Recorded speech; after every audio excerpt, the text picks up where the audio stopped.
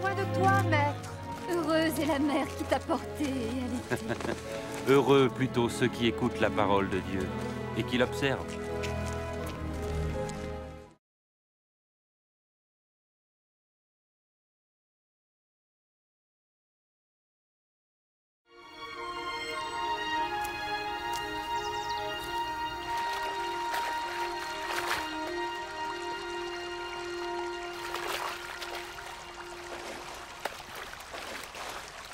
Apprends-nous à prier, comme Jean l'a appris à ses disciples. Quand vous priez, dites « Notre Père qui es aux cieux, que ton nom soit sanctifié, que ton règne vienne, que ta volonté soit faite sur la terre comme au ciel. Donne-nous chaque jour notre pain quotidien. Pardonne-nous nos offenses, comme nous pardonnons aussi à ceux qui nous ont offensés. Protège-nous contre la tentation et délivre-nous du mal. »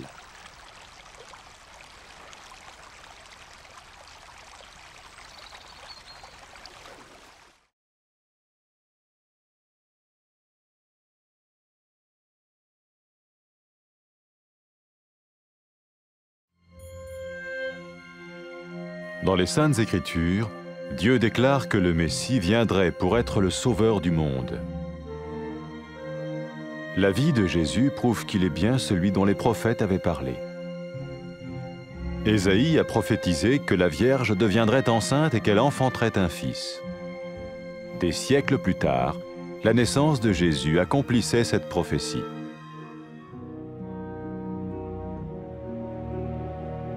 Les Saintes Écritures déclaraient que le saint à naître serait appelé le Fils de Dieu. Cela signifiait que Jésus serait le Fils de Dieu au sens spirituel et non au sens physique. Nous le voyons par sa manière de vivre. Il a guéri des malades, il a pardonné leurs péchés, les a ramenés à Dieu et leur a promis une place dans le royaume éternel de Dieu. Il s'est offert lui-même en sacrifice pour le péché à leur place. Puis il est revenu à la vie, victorieux sur la mort selon le plan de Dieu. Jésus a dit « Personne ne me prend la vie, mais je la donne de ma propre volonté. » La vie de Jésus n'a pas seulement accompli les écrits des prophètes, mais elle a aussi confirmé la vérité de la sainte parole de Dieu.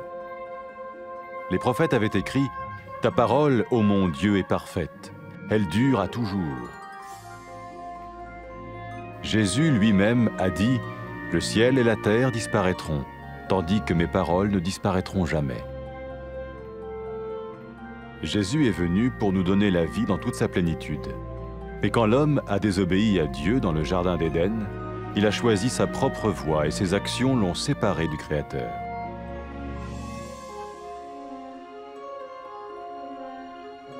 Les Saintes Écritures déclarent que tous sont péchés et que le salaire que paye le péché, c'est la mort.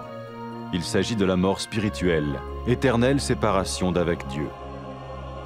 Mais tout comme Dieu a donné un bélier pour qu'il meure à la place du fils d'Abraham, ainsi il a envoyé Jésus, le Messie, mourir à notre place. Sa vie, sa mort et sa résurrection restaurent la relation entre Dieu et tous ceux qui mettent leur confiance en lui.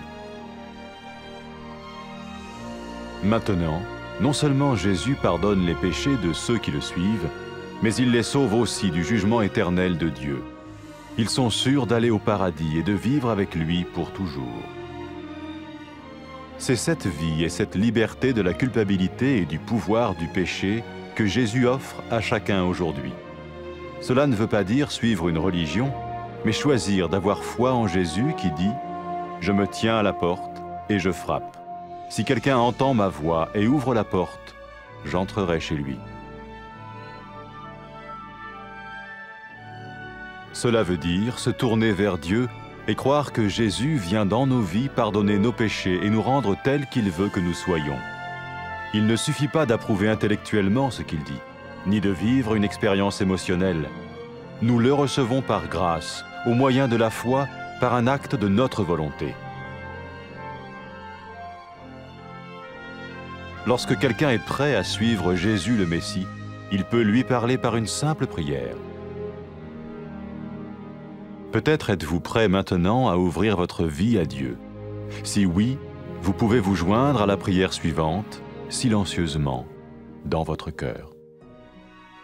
Seigneur Jésus, j'ai besoin de toi. Merci d'être mort sur la croix pour mes péchés.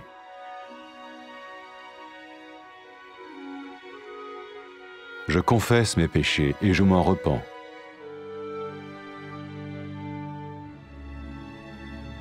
Je t'ouvre la porte de ma vie et je te reçois comme mon Sauveur et Seigneur.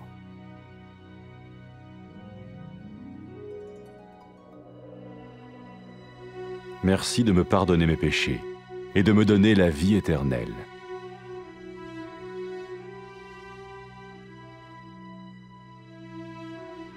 Fais de moi le genre de personne que tu veux que je sois. Maintenant que je deviens l'un de ceux qui te suivent. Amen.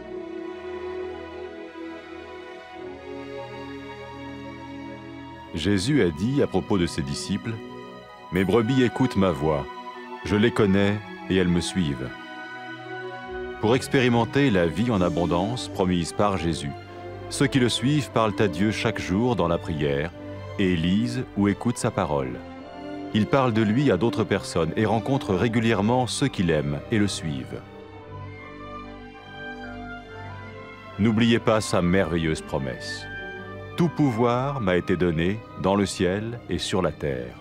Et sachez-le, je vais être avec vous tous les jours, jusqu'à la fin du monde.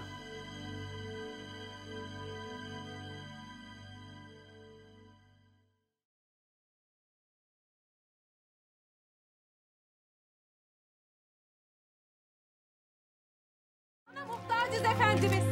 Ne mutlu seni doğuran, seni emziren anneye. Asıl Tanrı'nın sözünü duyup ona itaat edenlere ne mutlu.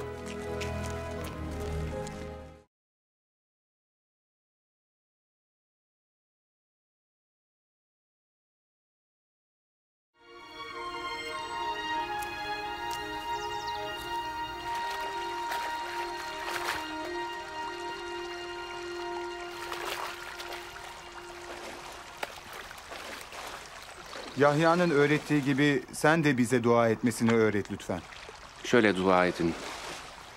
Gökteki babamız, adın kutsal olsun. Egemenliğin gelsin. Gökteki gibi yerde de senin istediğin olsun. Bugün bize gündelik ekmeğimizi ver. Bize karşı suç işleyenleri bağışladığımız gibi sen de bizim suçlarımızı bağışla. Bizi zor tecrübelerden geçirme. Bizi kötülükten kurtar.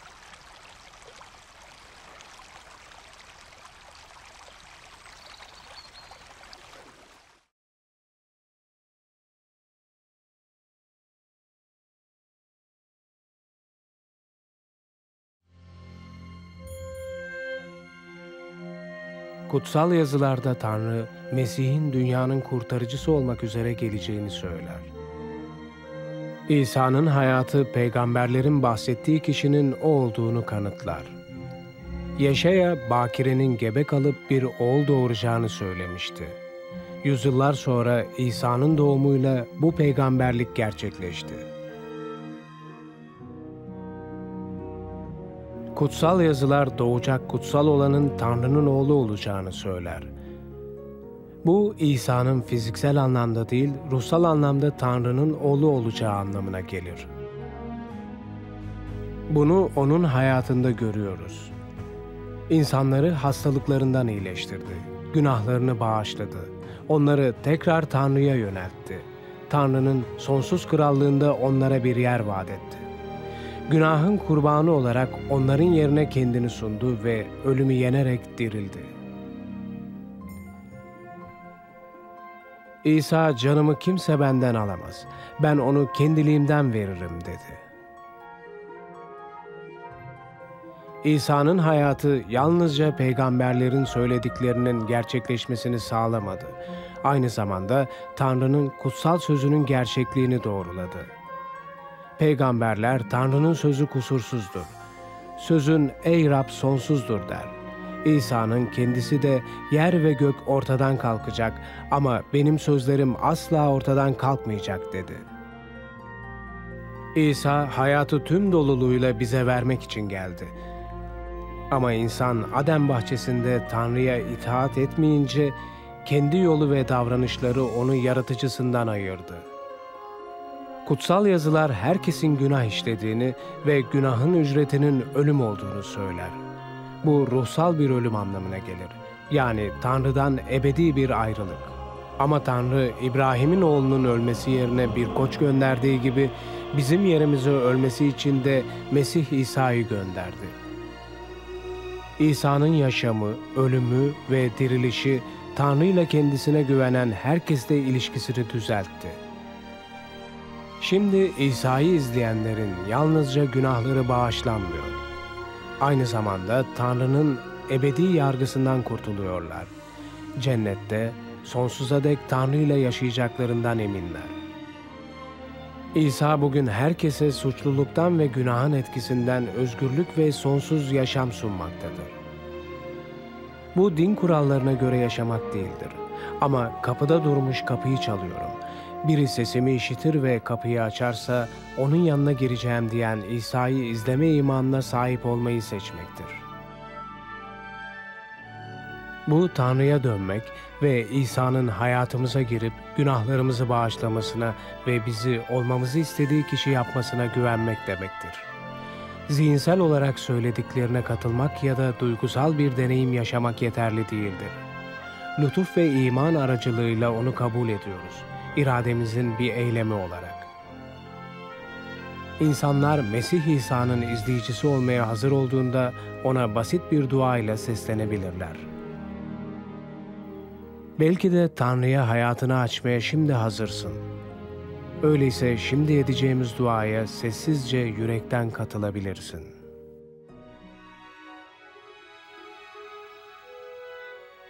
Rab İsa, sana muhtacım. Günahlarım uğruna çarmıhta öldüğün için teşekkür ederim. Günahlarımı itiraf ediyorum ve onlardan tövbe ediyorum. Hayatımın kapısını açıyorum ve seni Rabbim ve kurtarıcım olarak kabul ediyorum.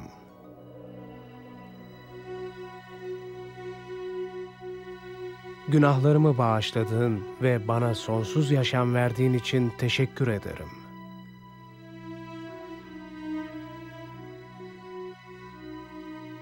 Seni izleyen biri olarak beni olmamı istediğin kişi yap.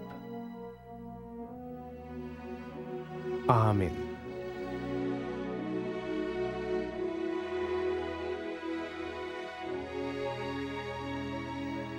İsa onu izleyenler için, koyunlarım sesimi işitir, ben onları tanırım, onlar da beni izler dedi. İsa'yı izleyenler, vaat ettiği bol yaşama sahip olabilmek için duayla her gün ona seslenir. Onun sözünü okur ve itaat ederler. Başkalarıyla onun hakkında konuşur ve onu sevip izleyenlerle sık sık bir araya gelirler. Onun harika vaadini hatırlayın. Gökte ve yeryüzünde tüm yetki bana verildi. İşte ben dünyanın sonuna dek her an sizinle birlikteyim.